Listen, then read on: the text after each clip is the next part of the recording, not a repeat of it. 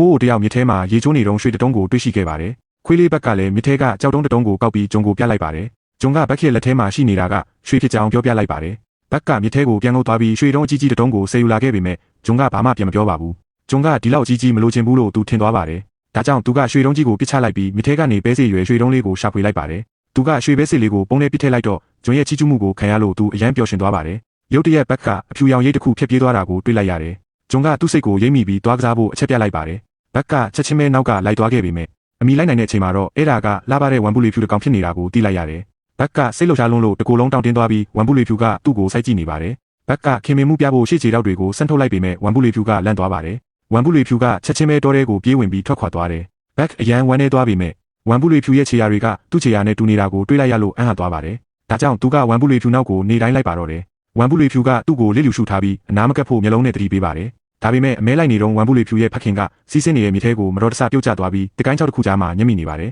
ဝမ်ဘူးလီဖြူကအရန်ဆိုးရိမ်နေပေမဲ့ဘာမှမတတ်နိုင်ဖြစ်နေရှာတယ်ဘက်ကရုတ်တရက်အနောက်ဘက်ကနေပြေးထွက်လာပြီးတကိုင်းကိုသူ့ခန္ဓာကိုယ်နဲ့ပင့်ကာရှေ့ကိုဆွဲယူလာခဲ့တယ်သူကအားကုန်လွဲပြီးတစ်တုံးကြီးကိုကမ်းပေါ်ပြစ်တင်လိုက်ကဝမ်ဘူးလီကြီးကိုကယ်တင်လိုက်ပါတယ်ဘက်ကမောဟိုက်ပြီးအသက်လူရှူနေရပေမဲ့သူ့ရဲ့ညံကောင်းမှုနဲ့တတိရှိမှုကဝမ်ဘူးလီဖြူရဲ့လေးစားမှုနဲ့မျက်နှာသာပေးမှုကိုရရှိသွားစေခဲ့ပါတယ်အဲ့ဒီအချိန်ကစားပြီးဘက်ကဝမ်ဘူးလီဖြူနဲ့အတူနေတိုင်းအမဲလိုက်ထွက်ပါတယ်ဂျုံကဘက်အမဲလိုက်လာတဲ့အစားအစာတွေကိုမြင်တော့ဝမ်းသာနေပေမဲ့ဘက်ကဝမ်ဘူးလီအုံနဲ့ဘလောက်တောင်ထဆာတစ်ဖြစ်နေလဲဆိုတာကိုမြင်လိုက်ရတဲ့အခါဘက်ကသူ့ရဲ့စစ်မှန်တဲ့အိမ်ကိုရှာတွေ့သွားပြီဆိုတာသူသိလိုက်ပါတယ်သူကအိမ်မွေးခွေးတက်တက်မဟုတ်တော့ပါဘူးဒါကြောင့်ဂျုံကထွက်ခွာပြီးလူဖွဲ့စည်းစီပြန်သွားဖို့ဆုံးဖြတ်လိုက်ပါတယ်မထွက်ခွာခင်မှာသူကရွှေအများစုကိုမြစ်ထဲပြန်ပစ်ချလိုက်ပါတယ်ဘက်ကိုဒီမှာပဲနေပြီးလွတ်လပ်ပျော်ရွှင်စွာရှင်သန်ဖို့မှာကြားခဲ့တယ်ဒါပေမဲ့အဲ့ဒီနောက်မှာပဲရွှေရှာသူတယောက်ရုတ်တရက်ရောက်လာခဲ့ပါတယ်ဂျုံကရွှေတွေကုန်ပေးလိုက်ပေမဲ့အဲ့ဒီလူကဂျုံရဲ့အသက်ကိုပါလိုချင်နေပါတယ်ရုံရင်ဆန်ခတ်ဖြစ်နေတော့ဂျုံမတော်တဆတင်းနဲ့ပစ်ခံလိုက်ရတယ်အရေးကြီးတဲ့အချိန်မှာပဲဘက်ကပြေးဝင်လာပြီးအဲ့ဒီလူရဲ့တင်းနဲ့ကိုလူက